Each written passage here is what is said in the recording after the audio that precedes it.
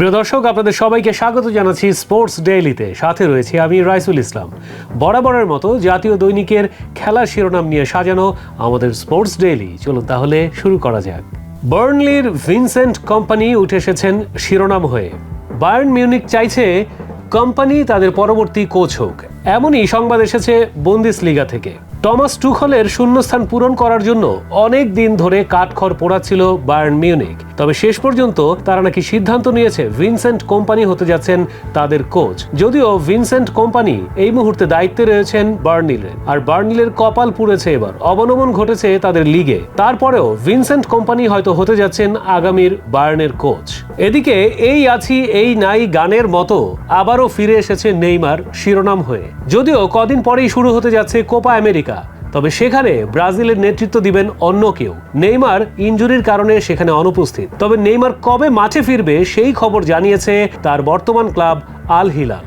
Saudi pro লিগের এই পুরো সিজনে নেইমার মাত্র 5টি ম্যাচ খেলতে পেরেছেন আল হিলালের হয়ে। ইনজুরির কারণে পুরো সময়টাই তিনি সাইড বেঞ্চে বসে কাটিয়েছেন, এবং যে কারণে তিনি কোপা আমেরিকার দলেও জায়গা করতে পারেনি। তবে আল হিলাল জানিয়েছে আগামী আগস্টে শুরু হতে যাওয়া মৌসুমের প্রথম থেকেই হয়তো নেইমারকে দেখা যেতে পারে আল হিলালের জার্সি গায়ে।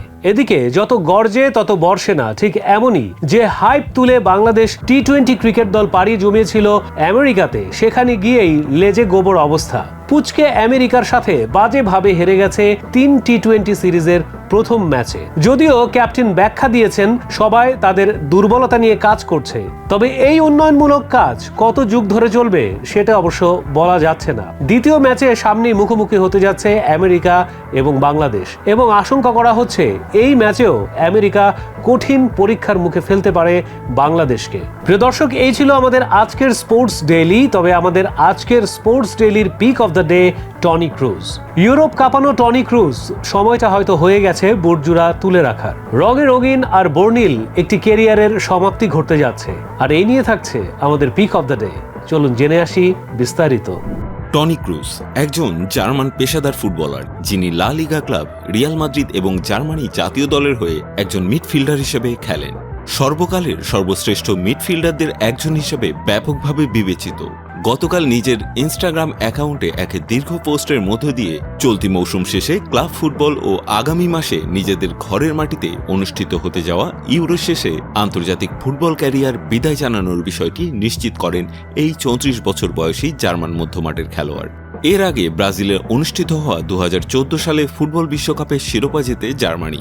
ওই আসরে দুর্দান্ত পারফরমেন্স করে রিয়াল মাদ্রিদ কর্তৃপক্ষের নজরে আসেন ক্রুজ।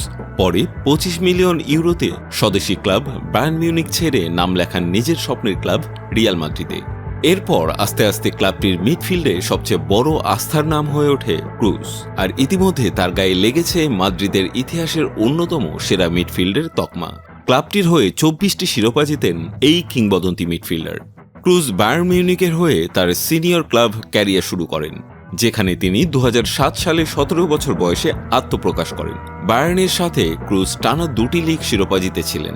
2014 সালে তিনি 25 মিলিয়ন ইউরো মূল্যের ট্রান্সফারে রিয়াল মাদ্রিদে যোগ দেন। এর আগে 2010 সালে 3 মার্চ আর্জেন্টিনার বিপক্ষে ম্যাচ দিয়ে জার্মান জাতীয় দলের অভিষেক হয় টনি ক্রুজের।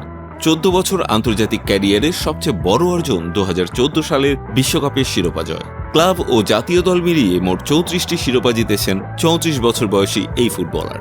সময় যায়, বেলা ফুরায়, ক্যারিয়ারের গধূলি বেলায় সবুজ গালিচাকে জানাতে হয় বিদায়, তুলে রাখতে হয় নিজের প্রিয় বুটজোড়া। তেমনি এবার ফুটবল ছাড়ার ঘোষণা দিলেন বর্তমান সময়ের বিশ্বের অন্যতম সেরা মিডফিল্ডার টনি ক্রুজ।